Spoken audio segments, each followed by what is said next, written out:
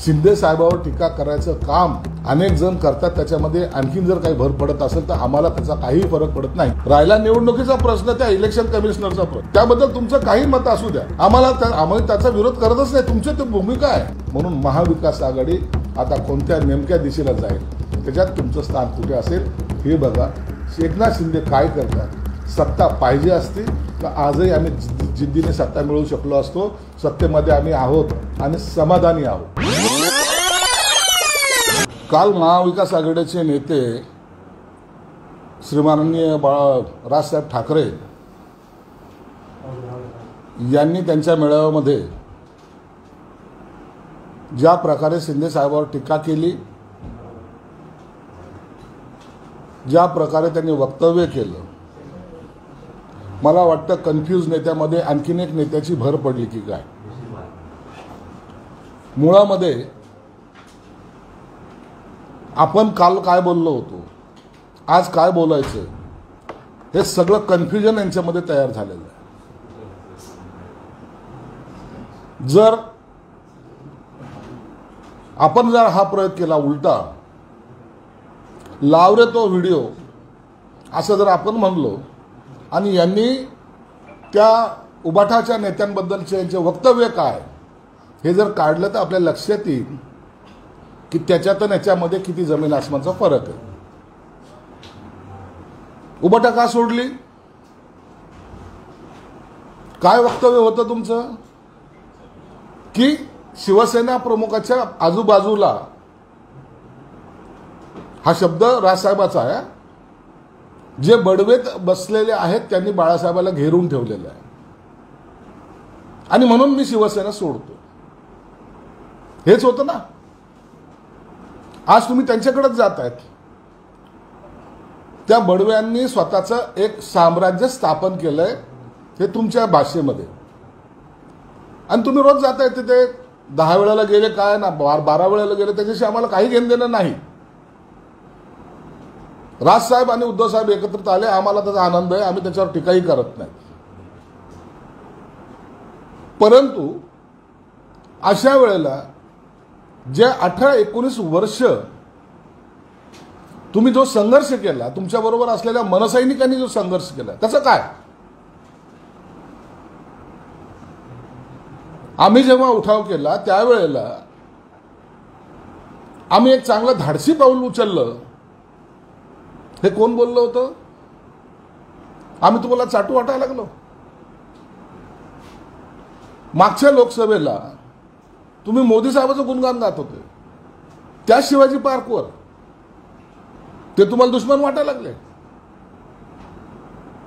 आणि ज्यांच्या विरोधात तुमचा संघर्ष चालू होता ते जवळ वाटायला लागले. तर आता मनसैनिकांना माझा प्रश्न आहे, तुमची अवस्था काय. कोणता झेंडा घेऊ हाती, उबाठाचा, राहुल गांधीचा, शरद पवारचा. तुमचा स्वतःचा झेंडा कधी कुणाच्या हातात जाईल आता सांगता येणार नाही. म्हणून अशा वेळेला शिंदे साहेबांवर टीका करणं टाळा. जे तुम्हाला जमलं नाही आयुष्यात ते करायचा प्रयत्न आम्ही केलाय, ज्या हिमतीने आम्ही केलाय. त्यासाठी मुख्यमंत्री एकनाथ शिंदे साहेब असताना आपण अनेक वेळा त्यांना भेटलेला पण आहात, अनेक वेळा त्यांच्या कामाची दखलही तुम्ही घेतलेली आहात, आणि आम्ही कधीही तुमच्यावर टीका केलेली नाही. आम्हाला त्याची आवश्यकताही वाटली नाही. उलट म्हणजे तुम्ही जे काही प्रपोजल घेऊन येत होते किंवा तुम्हाला जे काही चांगलं वाटत होतं त्याचा आम्ही सन्मान केला. मग हा सन्मान करत असताना आज तुमची भूमिका एवढी बदलती कशी.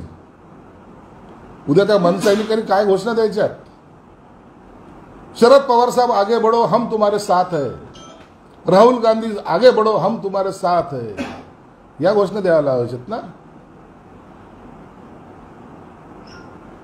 म्हणून म्हणलो की लावरे तो व्हिडिओ जर काढला तर 18-19 वर्षाचा संघर्ष हा कुठे गेलाय हे आपल्याला लक्षात येईल. मला तर वाटतं काही दिवसात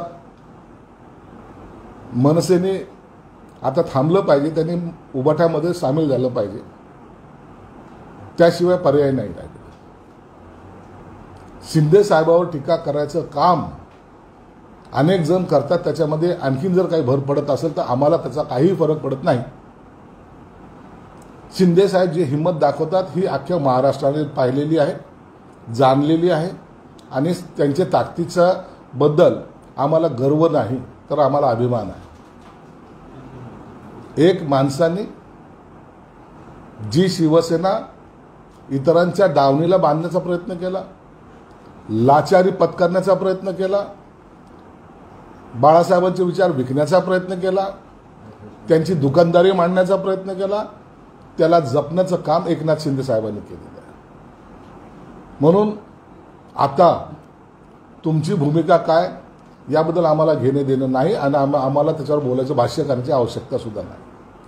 राहिला निवडणुकीचा प्रश्न, त्या इलेक्शन कमिशनरचा प्रश्न, त्याबद्दल तुमचं काही मत असू द्या, आम्हाला त्याचा विरोध करतच नाही. तुमची ती भूमिका आहे आणि ते खरं असेल तर ते झालंही पाहिजे.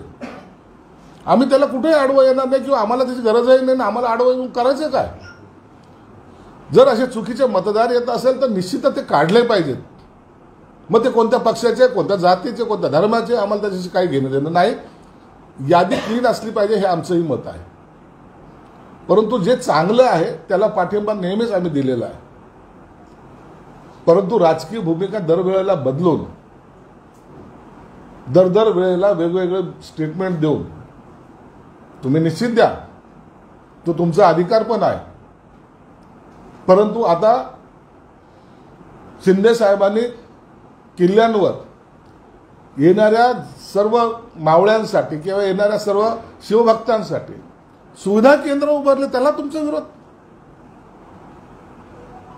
कुणाचं नाव टाकलं, नमो सुविधा केंद्र टाकलं तर त्याला विरोध. कशासाठी पाहिजे हा विरोध. तुम्ही सुविधा केंद्र उभारा ना. नाही, मनसे सैनिक जाऊन त्याला तोडून टाकेल. तोडण्याची भाषा सोपी असते, परंतु त्यांच्यावर झालेल्या ज्या कारवाया, ज्या पोलीस कंप्लेंट, गुन्हे दाखल झाले त्याबद्दल कधी विचार केला. उद्या हा मनसैनिक कुठे असेल याची चिंता करा. मला या टायमाला एवढंच सांगायचं आहे की ज्या एकनाथ शिंदे साहेबांनी शिवसेना प्रमुखाचे विचार जपलेत, अनेकाने बाजूला झाले, ते करायचा प्रयत्न केला, त्यांच्याकडून जमलं नाही. जे इतरांकडून जमलं नाही ते एकनाथ शिंदे साहेबांनी केलंय हे लक्षात ठेवलं पाहिजे. आणि म्हणून जे काल तुमच्यावर टीका खालच्या पातळीवर करत होते, आज तुमच्या खुर्ची लावून ते बसतायत. एक ते उद्धव साहेबच नाही तर अनेक जण त्यांच्या बाजूचे जे आहेत ते पण. उद्या राहुल गांधीचा पाळणा तुम्ही हलवताना जर पाहायला, हे चित्र जर महाराष्ट्राला पाहायला मिळालं, जोजो रे बाळा जोजो हे पद्धत सुद्धा होऊ शकते. हलवावंच लागेल, कारण की ही जी लाईन चाललेली ती काँग्रेसला हात मिळवण्याकरताच चाललेली. उद्या शरद पवारच्या मांडीवर बसून पुन्हा कोणी जर त्याला काका मला वाचवा असा जर काढला तर तेही होऊ शकतं. म्हणून महाविकास आघाडी आता कोणत्या नेमक्या दिशेला जाईल, त्याच्यात तुमचं स्थान कुठे असेल हे बघा. एकनाथ शिंदे काय करतात. सत्ता पाहिजे असती तर आजही आम्ही जिद्दीने सत्ता मिळवू शकलो असतो. सत्तेमध्ये आम्ही आहोत आणि समाधानी आहोत. मुख्यमंत्र्याची खुर्ची ही आमच्यासाठी महत्त्वाची नव्हती, आम्हाला शिवसेना वाचवणं हे महत्त्वाचं होतं. म्हणून जे काम आम्ही हाती घेतलंय ते पूर्ण केल्याचा अभिमान आम्हाला आहे.